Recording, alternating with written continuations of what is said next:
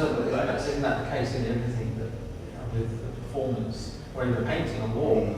If you're looking at it, then you're kind of interacting with it, and if it's moving you or you're thinking, oh, it's wonderful, it's horrible, or whatever, then there is that interaction. You are part of that piece of art. Yeah. As soon as you turn away, you're not part of it anymore, and it's just a picture.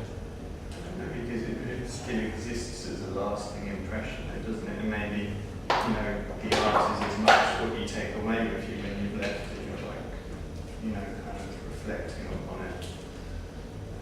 I don't know. It's just, I guess. I think it's about that recognition, the idea of people appreciating something as being artistic, whether it's in any sort of medium or form. And if you don't recognise that the thing even exists, then perhaps that's what you could say is non-art. Because anyone could argue that this thing was a piece of art, if you wanted to, whatever your motivation was. Anyone could argue that anything is art.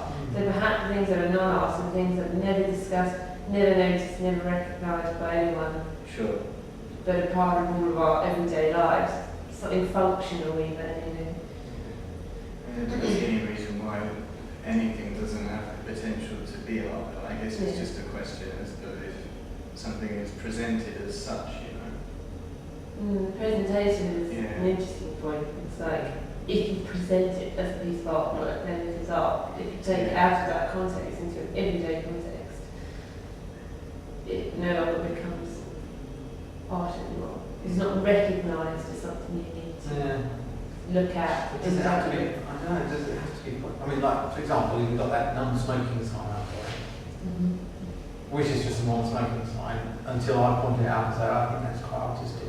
Well, the thing is, to be honest, this is it in its everyday context. It's got a function, which is to tell people not to smoke.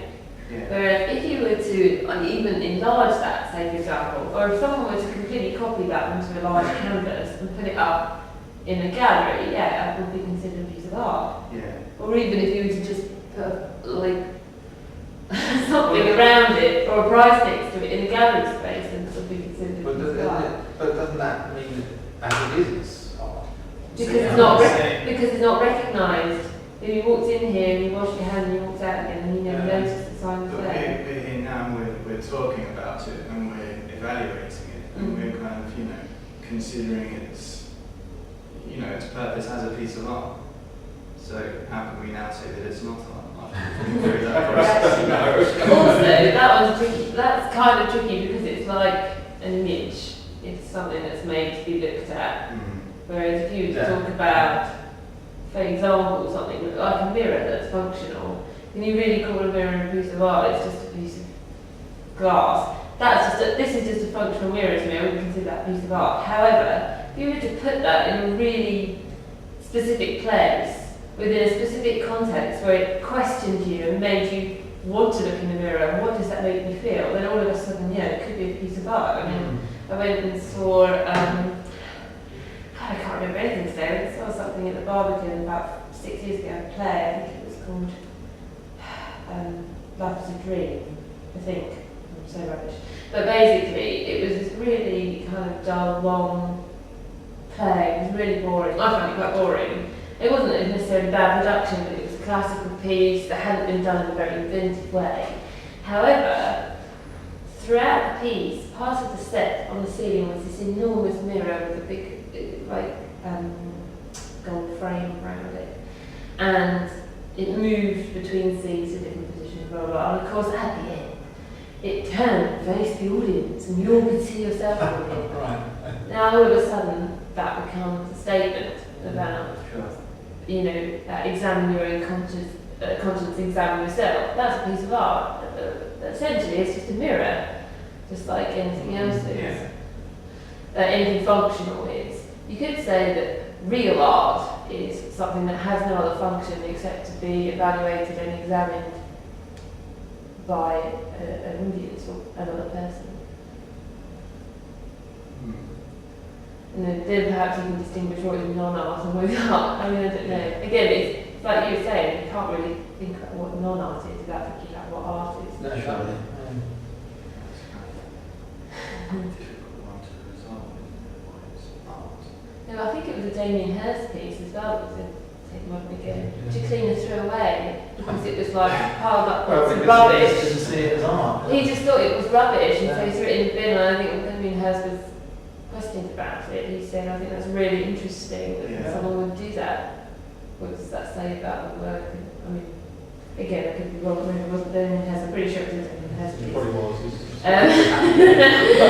You know, it's all about taste as well. I mean, things that weren't appreciated as art 100 years ago are now glorified as being some of the best and seminal work ever because they have an effect of making other people create work, and that's what their importance is. It's about influencing other people, you know, making their era, their time, you know, recognisable in that way. Yeah. That's sort of what's considered monumental, whether people like it or not. Yeah. It's not necessarily. I guess that's why art is so difficult to define though, because to make, you know, the history of the progression of art, the key moments have always been people that have kind of challenged that, you know, that very question and deliberately to get, you know, a kind of reaction to that. So Yeah.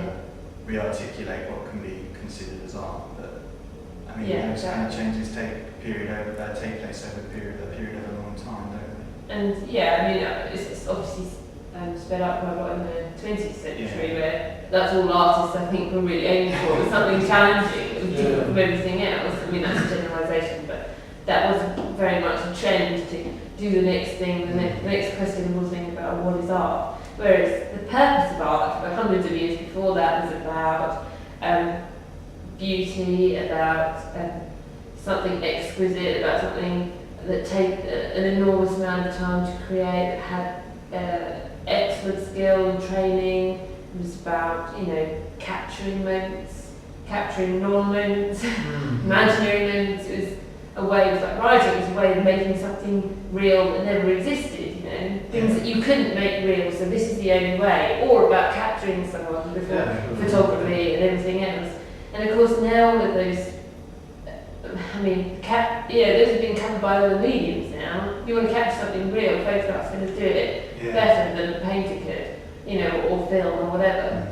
And if you want to talk about creating something that isn't real, again, film is pretty good at doing that over everything else. So what is the purpose of art these days? It's always, I mean, that's a big question in theatre these days as well. The whole the musical things and creating Magic Man is just, to be honest, it's a bit crap next to a high CGI made film like Spider-Man 3, which looks awesome with people flying around, but you can't do that in theatre. So what the theatre starts playing on now is, what have we got that other mediums haven't? And it's that experience between, a live experience between people performing and people watching, and being able to directly communicate with someone, which film can't do, and which no other mediums can do except live music or a live event, you know. And that's what theatre's trying to play on these days, because it knows it can't compete with other things. So you could say that, I mean, when you say art, that means everything, but if you were to talk about painting, sculpture, stuff we find in exhibitions, things like that, then you have to think, well, where are they going? And what are they doing? I don't know, to be honest. You know, I don't really know much about that area, except I've seen a lot of stuff that I don't like, and I find it really hard to find things that I do like. But I don't like it. I don't think anyone likes being told what is art and what they're supposed to like. Sure. You know, it's such a personal thing, especially that kind of art. Theatre's a bit different, music's a bit different. You can appreciate it for being good even if it's not your taste. And it's there's an obvious amount of work and talent that's gone into it as well. Whereas with some pieces of art, you can look at it and think, well, actually, you've just thrown some paint on that, or just thrown some bits of wood together. But it looks that way. You don't know that. Yeah, you don't know. They might have taken them hours to make that sponge of paint look like a sponge of paint. I mean. But then I guess that's, you know, there's, as you were saying before about more traditional styles of art being concerned with kind of craftsmanship and you know, poetry and, you know, beauty and things like that, whereas the modern art is more about the concept, I suppose, isn't it? I think it's interesting, because I looked up the definition of art in my dictionary at home, and I thought, well, I better find out what it is, I suppose. I mean, it says there, something, I can't remember exactly what the quote was, but it indicated that it had to involve some craft or some learnt craft or some sort to produced a piece of art. I'm not sure that's right, but that just happens to be Chambers' definition of art. Yeah. Mm.